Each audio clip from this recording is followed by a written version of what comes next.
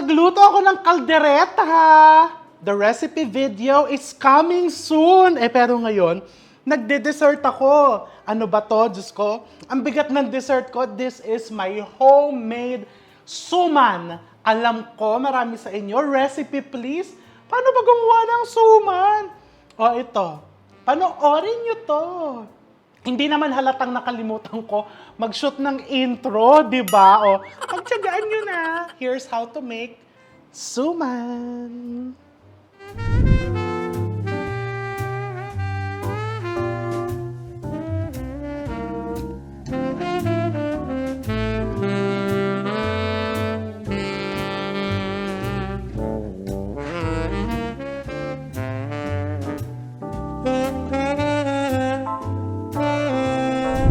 So the first step, isaing natin yung ating malagkit.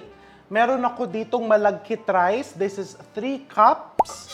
Ilagay mo lang. I'm using a non-stick pan, but you can also use an ordinary cacerola. Pwede din sa rice cooker, no problem.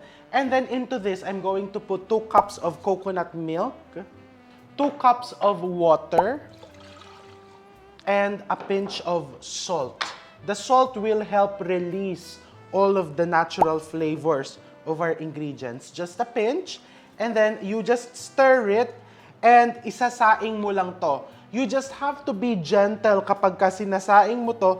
Kailangan ang apoy mo is talagang nasa lowest flame possible para hindi masunog. So, isaing natin.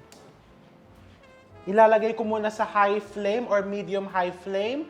Kapag kumulo, hihinaan ko yung apoy, lalagay ko sa pinakamahina, and then just continue cooking this until masaing mo na yung malagkit.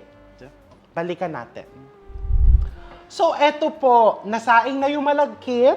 I remove the takip, pinatay ko na din yung apoy para lumamig-lamig ng konti. Pagka tinikman mo, ay parang medyo may konti pang hilaw. Don't worry because iluluto mo naman ito thoroughly. Iluluto mo pa yung pinakasuman. First step pa lang yan. And then next, maglagay ka ng 1 cup of brown sugar. Sa amin po, white ang nilalagay. O di sige, white. Total, nandiyan ka sa inyo. Pwede din ng white sugar. No problem. But today, I'm actually putting coconut sugar. 1 cup of coconut sugar. Pwede din ng plain brown sugar. Ilagay mo lang yung asukal hanggat medyo mainit-init pa yung malagkit or yung kanin. Just until ma-distribute yung asukal. Of course, you can adjust the sweetness. Ayaw na kasi namin ng masyadong matamis because syempre, the suman, you eat it for breakfast. Baka naman buong araw, sakit na ng lalamunan mo. Katulad ko ngayon, I'm sure, sasabihin ninyo, you sound sick. Yung boses mo is iba. Kasi po, kagabi, ito, di ba, may halo pang marites. Kasi, sunod-sunod ang mga friendship kong balikbayan na umuuwi. So, panay ang aming cocktails, dessert. Kaya kung mapapansin nyo, medyo malisan na naman po ako ng konti. At ang boses ko, dahil kakakain ko ng matamis, kakakain ko ng sweet, kaiinom ko ng matamis, di ba, lalo ako nagiging sweet. Diba? Kaya ayan. For breakfast, ayaw ko naman ng masyadong sweet. Kaya tong suma na to, hindi ganun ka-sweet. Pero pwede mong dagdagan ang asukal. Ayan. Pagkalat na po yung asukal or yung coconut sugar mo, pwede ka nang magbalot. Meron ako ditong banana leaves na dinarang sa apoy. Dinarang lang sa apoy para maging pliable. Dodoblihin ko lang kasi, di ba pagkasuman, kailangan medyo makapal para hindi pinapasok masyado ng tubig. And then my hands, binasa ko ng tubig, pati yung measuring cup. This is 1/3 measuring cup. Pero nasa sa inyo, mainit pa. Mainit pa yung aking malagkit. Nasa sa inyo po yan kung ganong kadami ang type ninyong ilagay. Kung anong size ng suman ang gusto nyo. Pero ako ganito, para hindi na masyadong effort ang pagbabalot. And then you just wrap it like a lumpia.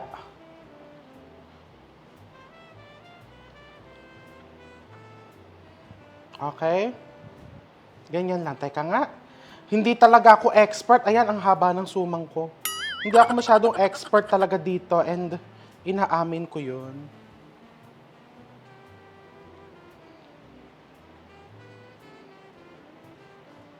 O, yan. Push, push.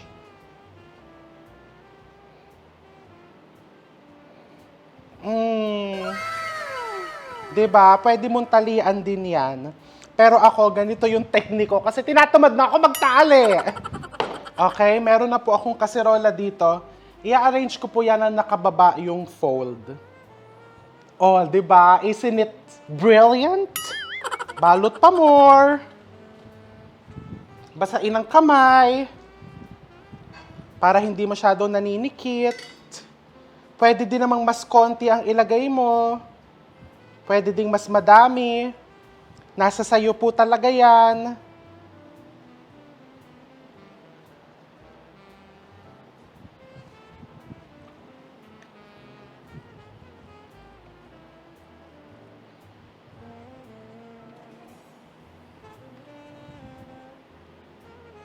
And then yung tupi, iilalim mo. Pwede ko po bang lagyan ng ube? Pwede ko po bang lagyan ng chocolate? Pwede. I-fold mo lang dyan sa loob niyan. Nasa sayo yun. Pwede mong ilagay ang gusto mong ilagay. Ay, ayan tuloy. Pwede mong ilagay ang gusto mong ilagay dyan. Gusto mo lagyan mo pa ng engagement ring yan. Hindi namang kikibu yan. Basta, lagyan mo lang ng palatandaan kung engagement ring ang ilalagay mo. Pwede ko ba bang liitan yan? Kasi parang ang laki ng suma na ginagawa mo. Pwede nga po, kasi nga po, ito po, pangkain lang po namin. So, para mong tipid din sa dahon ng saging. Kaya po, malalaki yung ginagawa kong suman. And then, ang gagawin po namin, hati na lang po kami.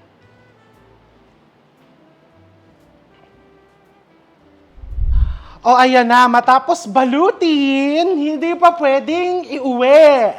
Kailangan pang lutuin ulit itong mga suman. Eto, nakakita ko ng isa medyo lumuwag-luwag. So, pasikipin ulit.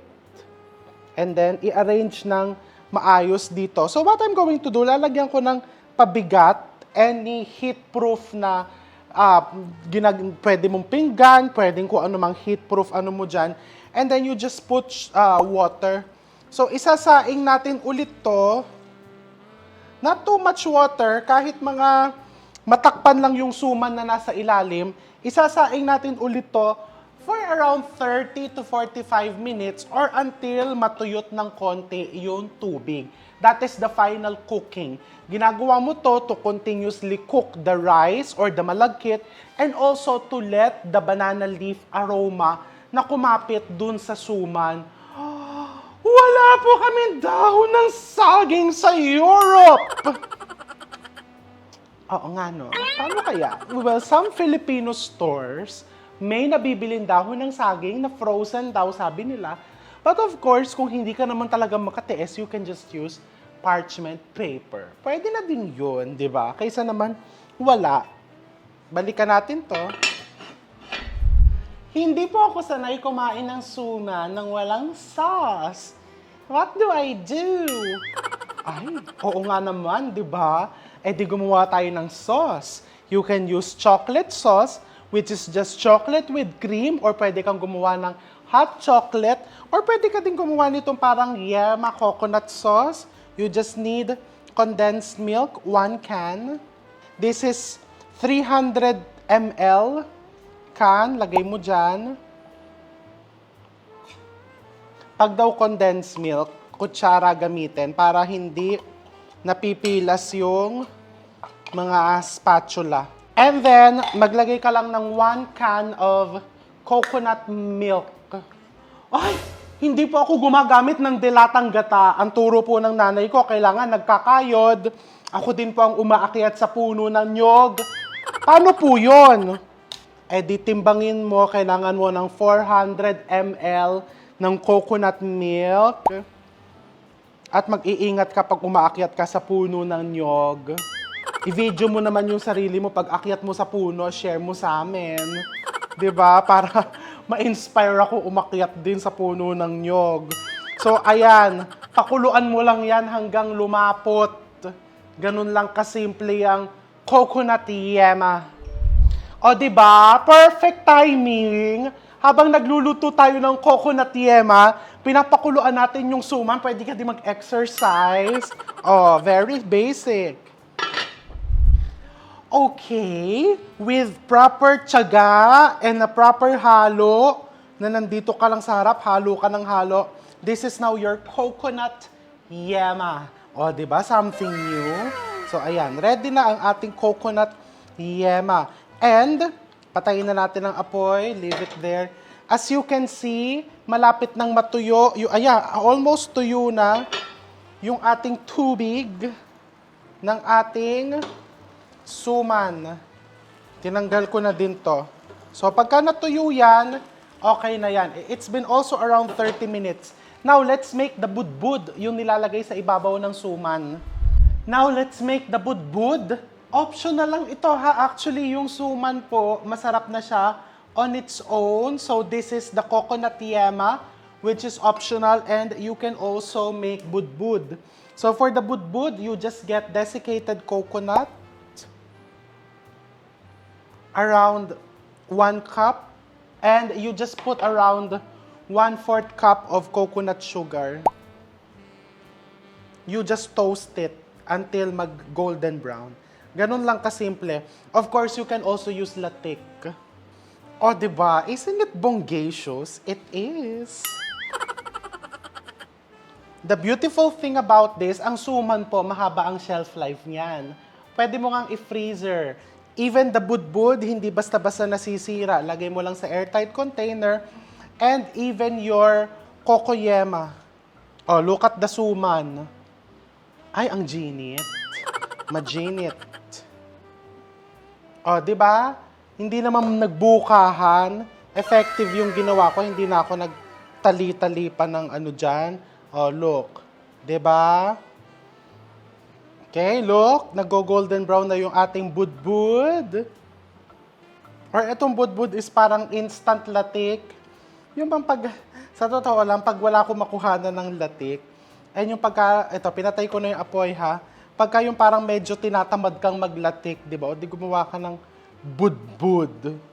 Maganda pa din naman pakinggan. Budbud, o di ba? Okay, so the budbud is ready. Okay! So, ayan, buksan natin. Ay, nakaka-proud. Nakaka-proud. Siyempre, masarap yan kahit walang sauce. Galing ko magbuhat ng bangko, no?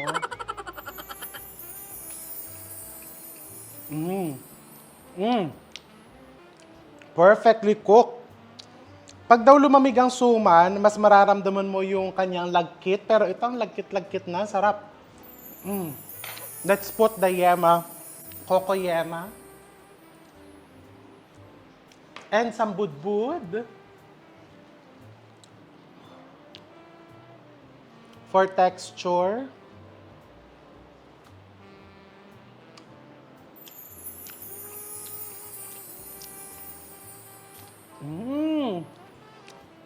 Parang perfecto. Yung kung gusto mong yung suman is gagawin mong panghimagas.